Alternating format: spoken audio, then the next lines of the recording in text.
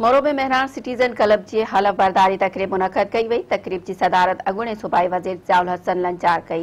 Deputy commissioner नौशेरो Firoz, Bilal शाहिद राव, फिरोज अहमद जमाली, नज़ीर अहमद मेमन, न्याज़ जैसर ऐं ॿियनि शिरकत कई।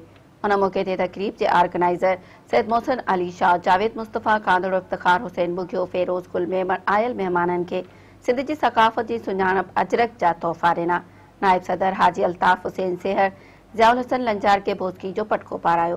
मھراڻ सटीज़न क्लब जे इलेक्शन में कामयाब थींदड़ उहिदेदारनि नायब सदर Haji Altaf Hussain Sehar, general secretary doctor Wajihuddin Memon, Sharjeel Memon, Mohammad Jumman Behan, Lala Abdul Razzaq Korai, Saleem Jan Bhatti, वफ़ा महबूब अब्बासी ऐं ॿियनि खे ज़ियाउल हसन लंजार हलफ खणायो।